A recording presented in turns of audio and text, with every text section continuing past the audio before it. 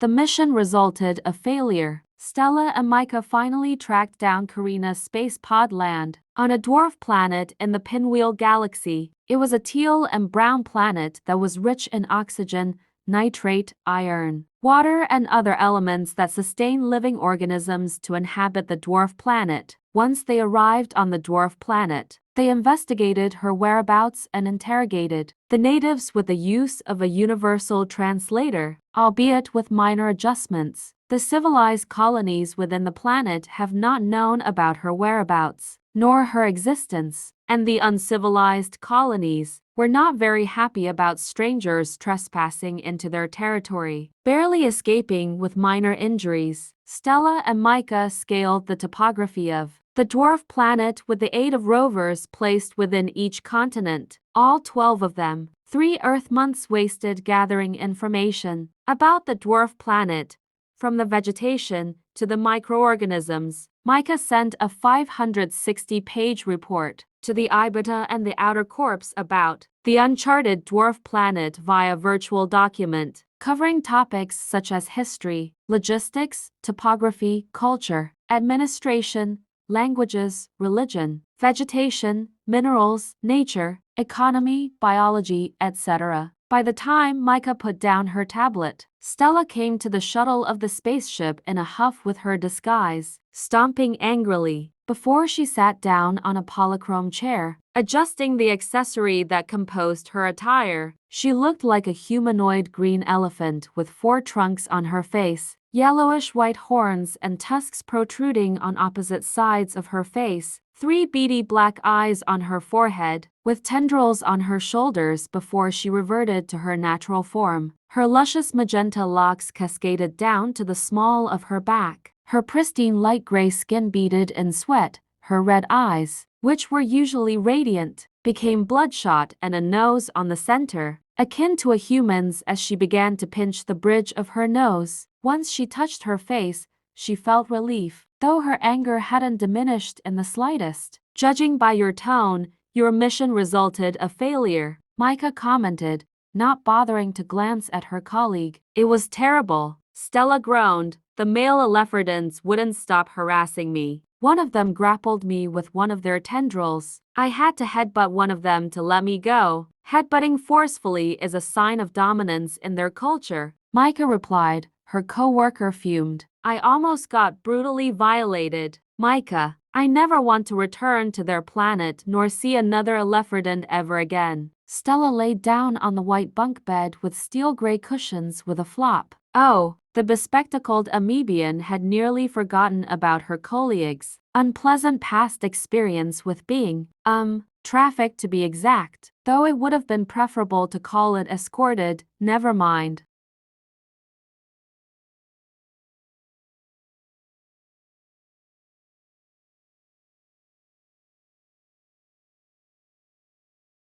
Stella tossed her holster next to the laundry hamper, and from what Micah could perceive, there was no galactic gun in sight. Wait, hold on. Where is your gun? The Alephrodon stomped on it, Stella mumbled as she stared at the wall. What? They stomped on it? What? Micah yelled. That galactic gun was brand new. It had polychromic steel, Stella. They also punctured the titanium blaster with their tusks. Micah bellowed loud enough that the spaceship felt the vibrations of her ire. What are those monsters made of? Oh, my, Crobe. No wonder you're like this. Micah wasn't the most sociable of her species. She was an analytical thinker that preferred to use logical solutions for complex decisions. But even she could tell that this situation was unacceptable. I just want a hot fudge vanilla sundae with cherry, almonds, and sprinkles, with extra whipped cream on top to forget that this nightmare ever happened, Stella said as she sounded like she was about to cry. Though emotional support wasn't exactly Micah's line of expertise, whereas Stella was more creative, sentimental, and a dreamer, they were both so different, yet somehow managed to balance each other like polar opposites. After Stella took a shower,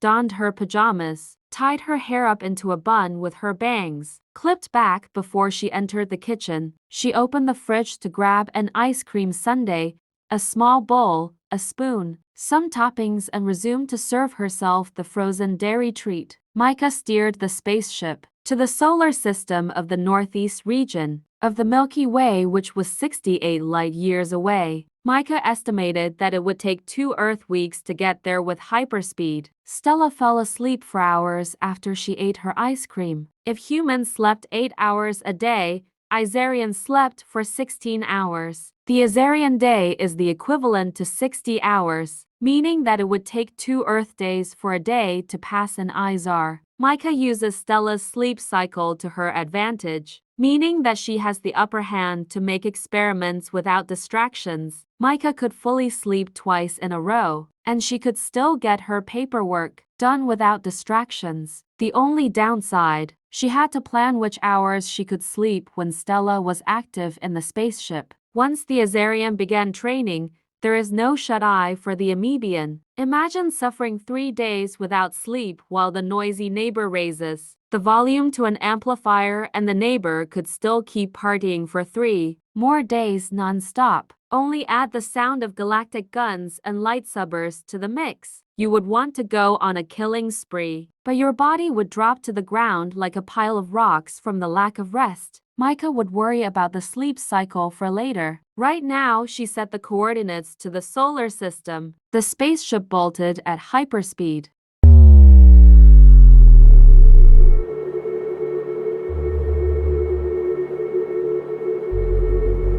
The amoebian worked on the blueprints for a new gun that was heat-resistant and Eleferdin-proof. She had to look for the database to search which metal was stronger than titanium. From what she could gather from the database so far, was that tungsten was stronger than titanium, but in terms of impact, it became brittle. The tusks of an Eleferdin are on par with that of tungsten, but she needed to find a metal that was much stronger, durable yet malleable.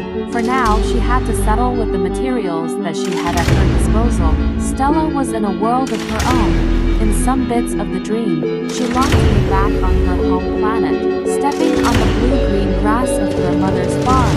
Heck, she even missed talking to Betsy, the smelly space cow that mooed in the fence every morning. Betsy, she ran up to the fence to give her a hug. The space cow mooed while Stella caressed the purplish blue and white fur of the mammal. Moo-moo, I wish I could, Betsy, but I still have to track down Karina before I could come back to visit, Stella said in her native Azarian Valley girl accent. Betsy moved before she moved her head to the side repeatedly toward her. What's wrong, old girl? Stella asked the alien farm animal before she felt a dark presence. She turned around to see the face of the last person she would expect to see. Her crimson eyes glared disdainfully at the shadow of her past. Orion, why are you here? Stella stood to protect the space cow that was no longer there. With a deep Vader-like voice, he responded. Silly farm girl, you thought that I could be destroyed so easily. You have forgotten that my cohorts are dispersed throughout the universe. Orion's black cape moved to the side to reveal Karina smirking, with her feline features more prominent, holding a sophisticated firearm as she cocked it, the device whirring. As Stella raised her arms to defend herself from a potential blast, she saw that her wrists had thick neon bracelets that could link to each other like handcuffs, reliving the day that one of Orion's cronies abducted her to bring her to the Overlord, to be his personal slave. She was at a dead end. That one more step would cause her to fall into an abyss while Orion was in front of her as he touched her chin. I will make sure that you suffer once.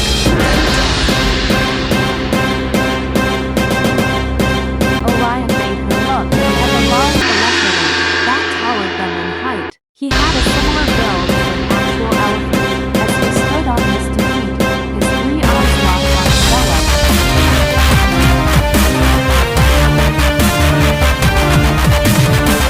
Aleph, I brought you a brand new doll for you to play with.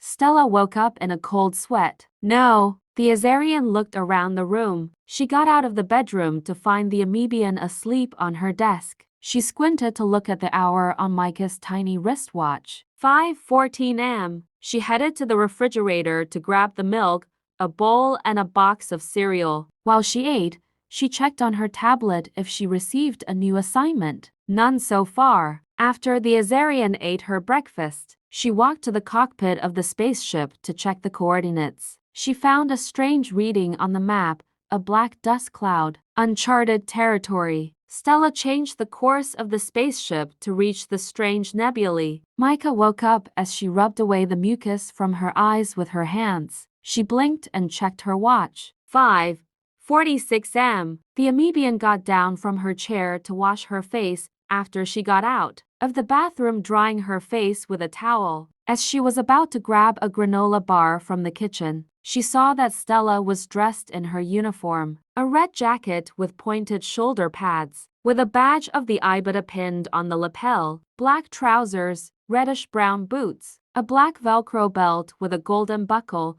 and a plain white shirt. She also saw that Stella had her magenta hair tied in a bun. Micah hadn't seen Stella dressed like that since she passed the test to gain her weapons license. Stella was still in training at that time, but now, instead of the joyful glint in her eye, she had a cold sneer. "Good morning," Micah greeted. She wasn't one for pleasantries, though she did it to guess what was her mood. No response until Micah walked behind Stella's seat. "Morning," Stella responded, detached. Strange, but she ignored her tone to take her seat. Micah took a bite of the granola bar before she checked on the coordinates. "Those are not the coordinates," Micah thought before she eyed the Azarian surreptitiously. Of course, Stella changed the original coordinates, and now they were setting on a course to a nebula. Judging from the map, these dark clouds weren't exactly nebulae. To their surprise, they picked up a reading from a space pod drifting off from space which belonged to none other than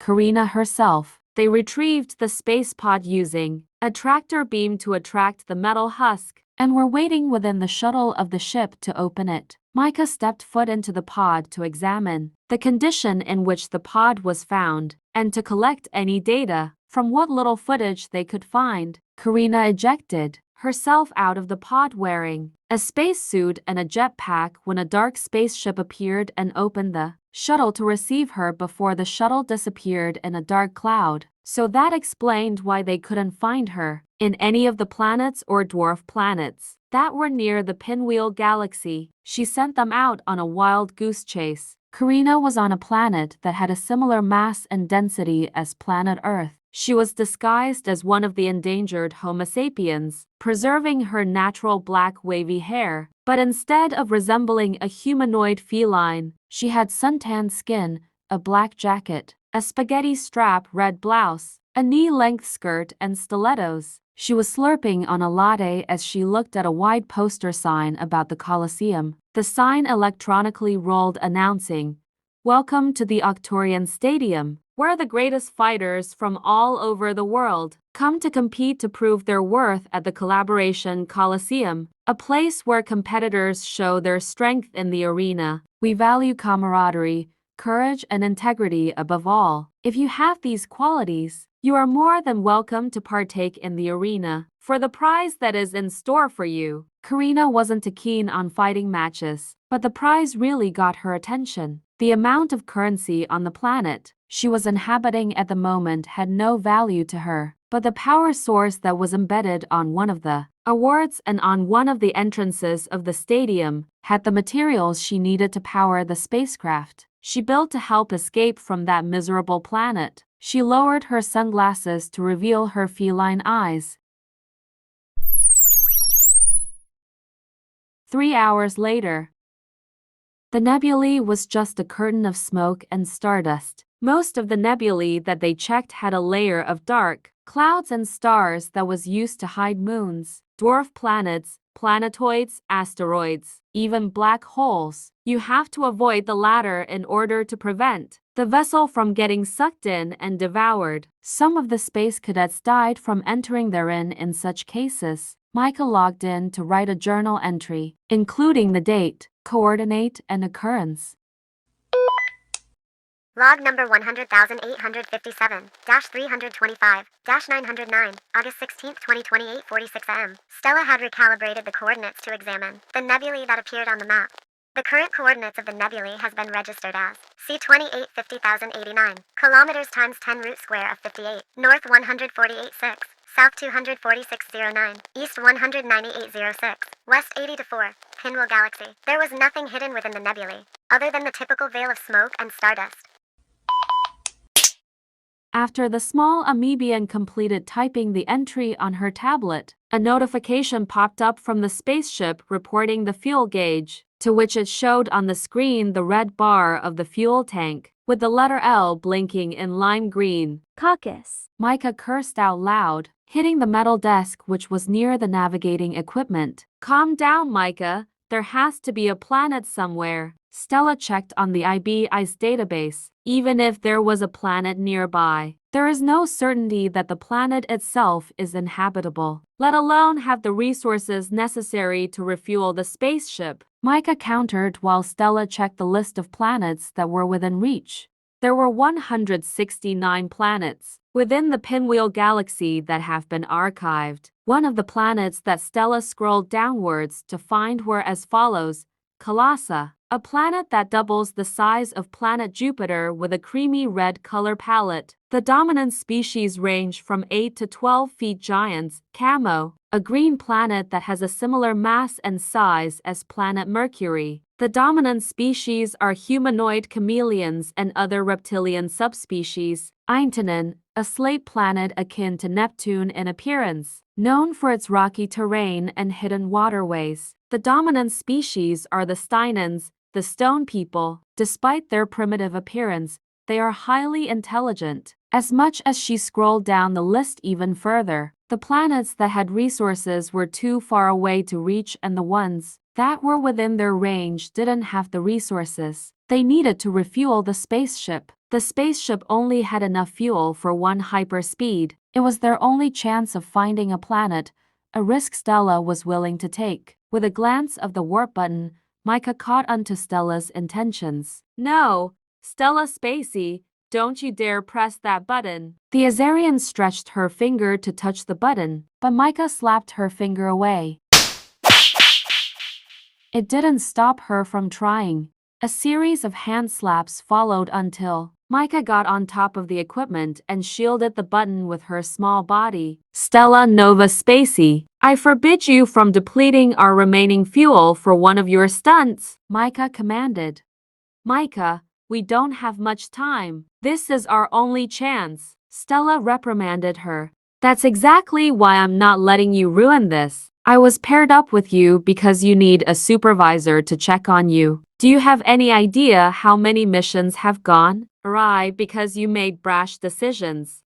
For your information, one of my brash decisions led you to a breakthrough. Or have you forgotten? Of course I haven't. There is a time and a place for everything, Stella. But now is not the time nor the place to do it. Micah knelt from her position, then stood up. What are you afraid of? The possibility of getting stranded on an uncultivated planet? The thought of getting out of orbit in the middle of space? That hasn't stopped you from finding a solution. In fact, it motivated you from completing your mission. Stella recalled the times they were training together as interns for the IBITA. I know why you're acting like this, is because deep down you know I'm right. Stella loomed over Micah. If this is your feeble-minded attempt to use reverse psychology on me to do what you want, then forget it. I'm not letting you push this button over my dead body, Micah declared. Stella's cold glare shifted into a sinister smirk.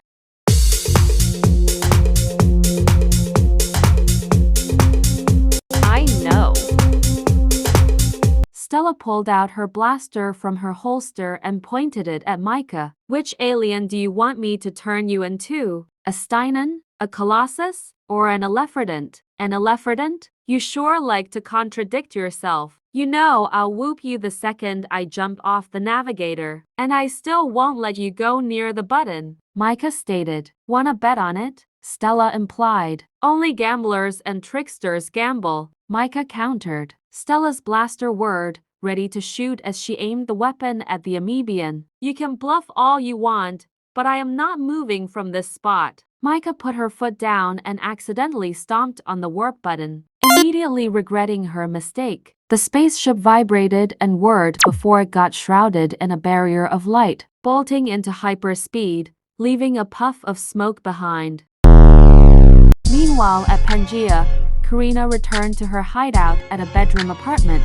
Karina sat on the edge of the bed as she pulled out a mobile device from her pocket to keep track of her credits. She remembered the advertisement as the electronic billboard revealed the award on display. It had a gem embedded on the golden trophy, along with the prize money. The prize money could be converted into any currency in the universe, including credits. She couldn't wait to get her hands on the poly-powered gem. The electromagnetic pull of the gem could be a great substitute to activate her spacecraft, the Karina Cruiser.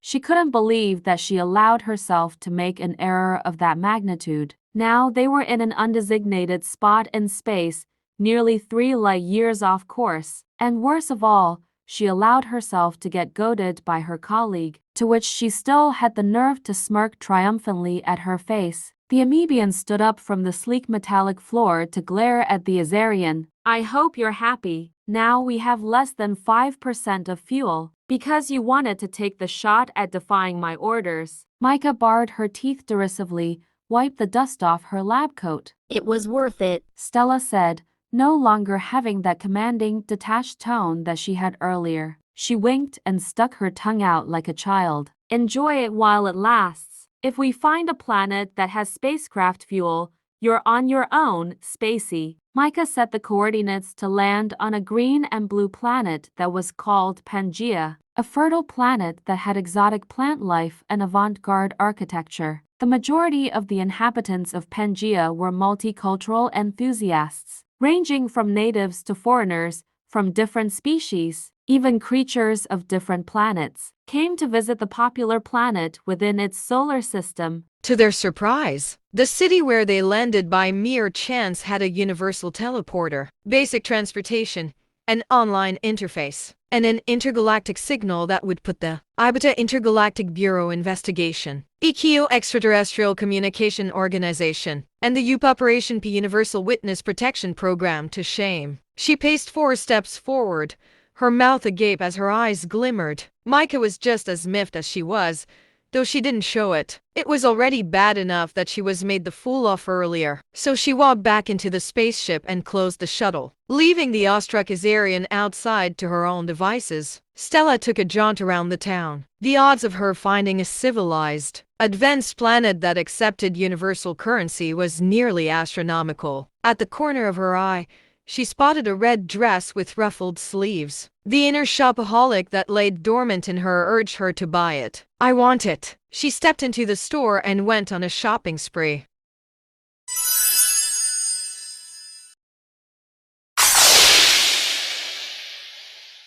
The petite cadet checked on the map of the planet, so that she can guess exactly which area of the planet they landed. From what the application displayed, the spaceship landed on the southern hemisphere of the third largest continent of Pangea, called Guantanamo. The continent had 78 countries. She wasn't interested in unnecessary information. She wanted to know which was the nearest space station that distributed fuel for her spacecraft. To her misfortune, it was 78 miles away. Great. Micah muttered under her breath. She wasn't too thrilled about trekking all the way to her destination with her short legs. At least she had a hovercraft that she could use in such short notice. With a flip of a switch, the lights of the ceiling shone upon a medium-sized yellow hovercraft with the front lights, having a striking resemblance to her goggles. It was equipped with retractable steps for her to walk with ease. As she sat on the dark leather seat, she twisted the handle while the engine purred.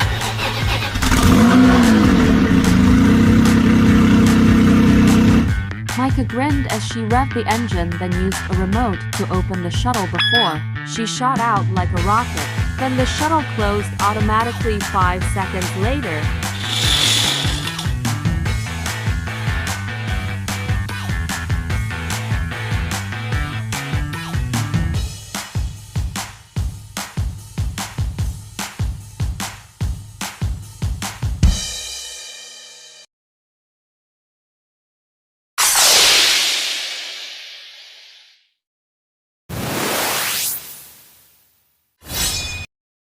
Karina checked the remaining credits that she had on her mobile device, 459,025 credits. If she were to convert that currency, it would be the equivalent of $4,590.25. It was enough to stay on the planet for another week. Sure, she could use the universal teleporter to go to any part of the galaxy and save herself the trouble of spending her credits. But she was wanted by the IBTA. The authorities could pick up on her DNA signature the second she gets teleported, and in less than a minute she would be caught and locked up in a maximum security prison on an uncultivated moon guarded by an asteroid field with an electromagnetic barrier to keep intruders out. Not even the most experienced space pirate could help break her out. That is why she needed that poly-powered gem to power her spacecraft. It was the only power source that was within her reach. It had more power than 65 Utonium rods and 12 electrically powered fuse boxes put together. The latest spacecraft models can use alternative power sources, one of them being electromagnetic-powered crystals. Karina stood from the bed and walked out of her apartment, closing the door on her way out. Stella gets out of the last store, where she shopped while she carried over 8 shopping bags of different shapes, colors, patterns, and sizes while she walked past the street on her way to the spaceship. She stopped at the sidewalk when the stoplight turned green for regular vehicles and hovercrafts alike to pass. Stella frowned at the thought of waiting, so she glanced elsewhere to see if she could find anything interesting. Her red eyes beheld at the electronic billboard as it announced an upcoming event, a tournament that was being sponsored by a woman. Given that her voice was being heard, assuming that she was the one who hosted the event. Welcome to the Octorian Stadium, where the greatest fighters from all over the world come to compete to prove their worth at the Collaboration Coliseum, a place where competitors show their strength in the arena. We value camaraderie, courage, and integrity above all. If you have these qualities, you are more than welcome to partake in the arena for the prize that is in store for you. The ad showed the arena, the stalls, the seats, the stadium, and the weapons and armor with silhouetted warriors clashing. One of the prizes displayed was the prize money worth 3 billion credits, and the award had a poly-powered gem in place. Stella gasped before the stoplight changed color, giving her an opportunity to cross. I gotta tell Micah about this. The Azarian dashed with her shopping bags in tow, running 34 miles per hour, dodging the hustle and bustle of a busy city.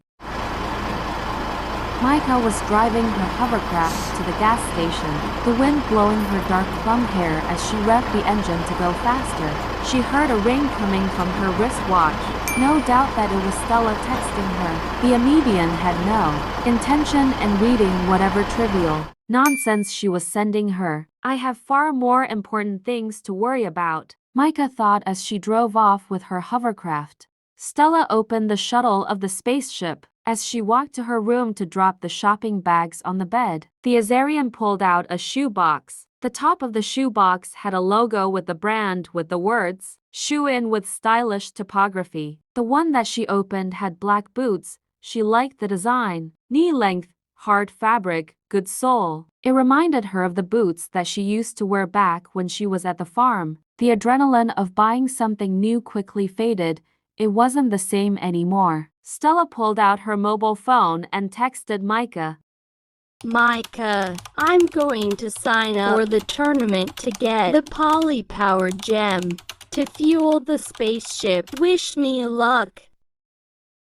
Stella sent the text and put her phone back into her pocket. then put the shopping bags away and started cooking an omelet with vegetables as her next meal. Micah parked her hovercraft at the parking lot, activating the lock of her hovercraft with the beeper. She got down the steps of the hovercraft to walk into an advanced spacecraft store where they also sell parts, motors, engines, equipment, and repair the spacecraft with a good discount. Next to that store was the gas station that was categorized in fueling regular vehicles, hovercrafts, aircrafts, and spacecrafts. The gas station had 4 stories which had brochures displayed by the entrance. It had food, snacks, dairy and cold beverages, scratch cards, and cigarettes of different varieties, like an archaic gas station, but it had a security system with scanners that can identify customers and workers alike by detecting facial expressions, body language, and fibers of clothing. If a gang of thieves attempted to rob the place, they would get electrocuted, with the authorities arresting the culprits hours later. If the delinquents were minors, their parents would receive a notification and a fine for attempted theft. The relatives would either accept to pay the fine or let their captive minor pay with community service. They would often choose the latter to teach discipline. Micah entered the gas station to pay for the fuel on the go, unbeknownst to her that one of her distant relatives was working there. The amoebian in uniform wore an orange and forest green shirt with white stripes with the insignia of the gas station, Trojan Horse, which was just 2 capital letters on top of the other, nearly linked like a chain. Micah picked out milk,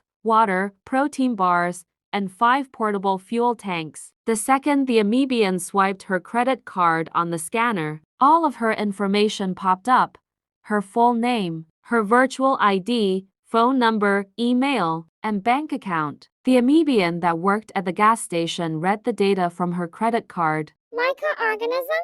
A nasally voice asked. Is there a problem? Micah looked at the employee before her indifferent expression turned into bewilderment. Midas. Hey, cuz. Middy's greeted with a smile on her face. They looked similar as species, though the difference between them was evident. Micah had dark plum hair styled in a pageboy cut, wore black round goggles with yellow lenses, and had eggshell skin color, while Middy's had curly brown hair, oval-rimmed glasses, and pale lime green skin. Hi, Middy's, Micah greeted awkwardly while her cousin smiled. How much does the spacecraft fuel cost?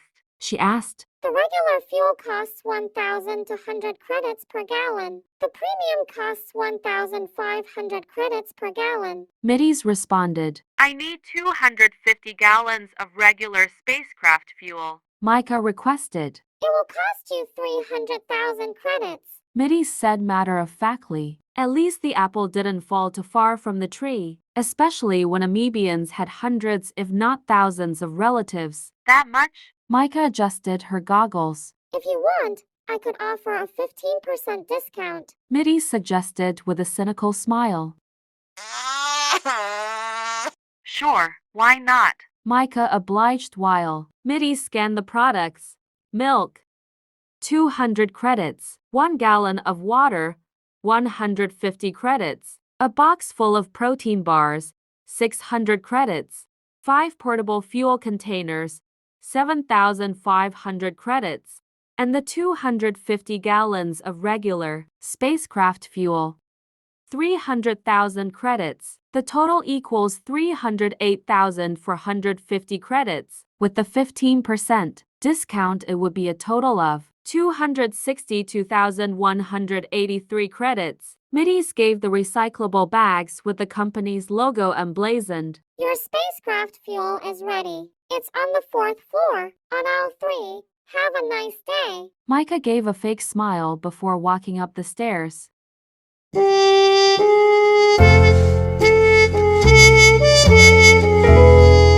Stella sang in the kitchen while she flipped her vegetable omelet before turning off the stove. With a white plate, she ate the tasty omelet.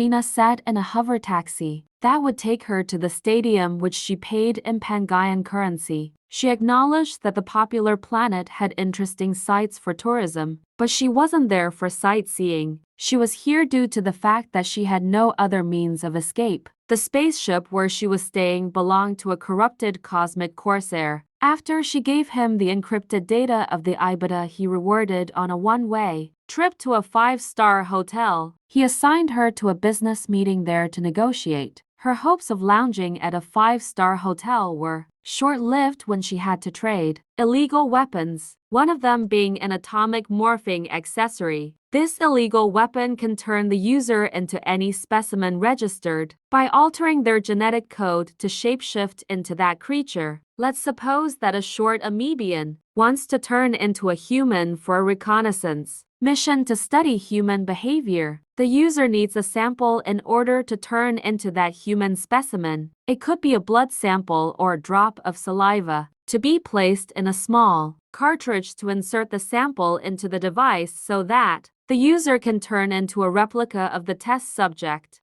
In other words, you turned yourself into that individual's double while maintaining your own personality. If the weapon falls into the wrong hands, there would be an increase in identity thefts and usurpers that could incriminate the original test subjects in crimes they wouldn't commit. Even with advanced technology, the usurper could use the victim's DNA to falsely accuse them with concrete evidence without the victim being in the scene of the crime in the first place. Karina declined to sell a highly illegal weapon to the client, which was met with threats of disintegration. She snatched one of the weapons and threw the case of the illegal weapons for them to disintegrate with their blasters. Karina escaped, then wounded a bystander to take a blood sample to shapeshift into that person. She may have the bystander's DNA, but an universal teleporter can detect the original atomic structure of her genetic code and send it to the system of the EKO, which it will alert the Ibita and the U. Whoop, she had been keeping a low profile for the last 3 months. The hover taxi landed at her destination.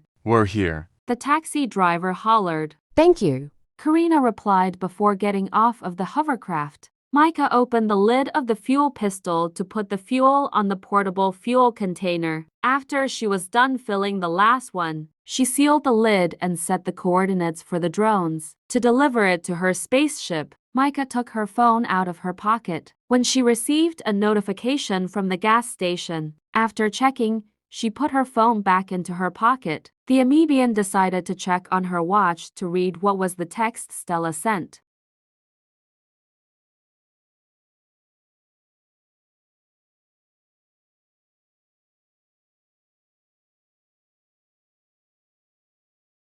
A tournament?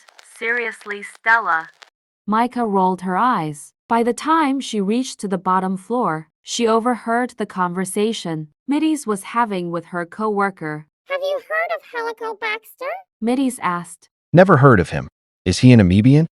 He asked while he sprayed on the windshield to clean. No, he's German. Haha. Middies chuckled. Her co-worker wiped the windshield, ignoring her joke. You have no sense of humor. Even if I had 4 humors, I'd still tell you that your jokes aren't funny.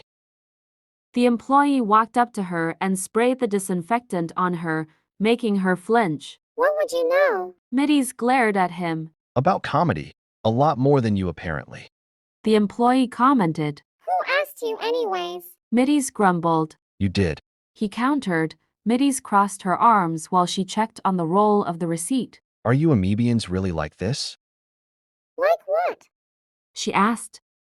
Talkative. Well, most of us are. Middies admitted. Why do you care anyway? I don't. But I'm waiting for my shift to end so that I can go to the tournament. You're not actually going to participate, are you? Middies asked. Of course not. I'm gonna watch. As if I'm gonna be dumb enough to compete. I don't care if they're giving away a poly-powered award. My head is worth more than 3 billion credits. The employee stated. So that's why Stella signed up for the tournament.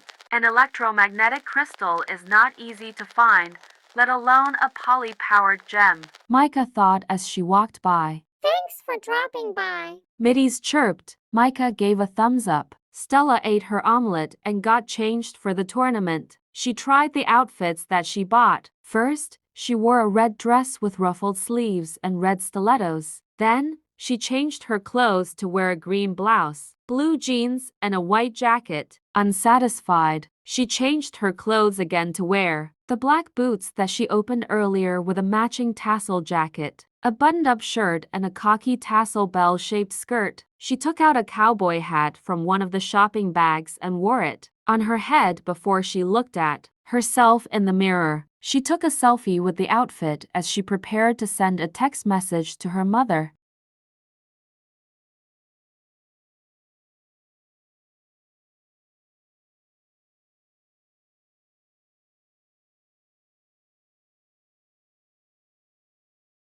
After she sent the text, the spaceship sent an alert. Stella looked up in one of the security cameras before she spotted the drones approaching the perimeter before landing near the shuttle, releasing the latch that held the fuel tanks. The drones hovered away, returning whence they came. Stella opened the shuttle to carry the portable fuel containers to the spaceship's fuel tank. Micah returned with her hovercraft by the time Stella finished refueling the spaceship. Micah walked down the steps of the hovercraft before stepping on solid ground. Nice get up, getting ready for the tournament? Micah asked her. I'm just wearing the outfits I bought. I'll go get changed before signing, Stella replied, no longer using her southern accent. Micah walked back to her hovercraft to grab the recyclable bags and brought them inside the spaceship. Karina walked towards the entrance of the stadium to buy her ticket, which cost her 3,000 credits. Have fun, the receptionist chirped. Oh, believe me, I will, Karina thought as she smirked. The femme fatale in her human disguise strutted her way inside the stadium. The Azarian got dressed to compete as she wore her cyan boots and matching headband, a red blouse that matched her eyes, black tights that made her black sequin jacket, with puffy sleeves stand out, and a yellow miniskirt. Though the Amoebian suggested for her to remove the miniskirt, it would restrict her mobility. Stella proved her wrong when she stretched the yellow fabric before releasing it, adjusting itself back in place. Stella showed a satisfied smirk seconds before Micah waved a hand dismissively. The Amoebian put the gallon of water, then the milk in the fridge. The employee from the gas station ended his shift and got ready to go to the tournament. His scruffy beard trimmed, his clothes cleaned, and his black shoes wiped. His resting grouch face turned into a small smile. When he stood in line to buy a ticket in the reception, he didn't expect to spot the same Amoebian that came to the gas station earlier. You came to watch the tournament too? He asked. Obviously, my colleague wanted to compete, Micah replied before she looked at the male specimen behind her. Haven't I seen you somewhere before? The Amoebian asked. Yeah, I work at the gas station. Just got off my shift. My name is Bachi Luz, by the way. Meanwhile, Stella Spacey signed up for the tournament. Wait, what are these divisions for? The Azarian asked. It's to ensure that the competitors fight within their own jurisdiction. There was going to be a gender-based division, but since the division was discarded for the sake of diversity, There is a magic division. Stella asked just as the receptionist took away the wrong form. Yes, it's for fighters with supernatural abilities. Unfortunately, it's full. The melee division is still open if you're interested, the receptionist replied. I'm in. Where do I sign? Stella grabbed the pen as the receptionist gave her a form of the melee division. The Azarian signed, adding an asterisk next to the Y of her surname. The receptionist accepted the form and put a stamp on it to make it legitimate. The female receptionist clicked her tongue at the sight of Stella's signature. Micah and Bachi Luz paid for their tickets once they entered. The gem on the entrance of the stadium gave an eerie blue glow before it caused an electric surge, leaving a block of the city out of power. Asterisk, asterisk. Enter at your own risk.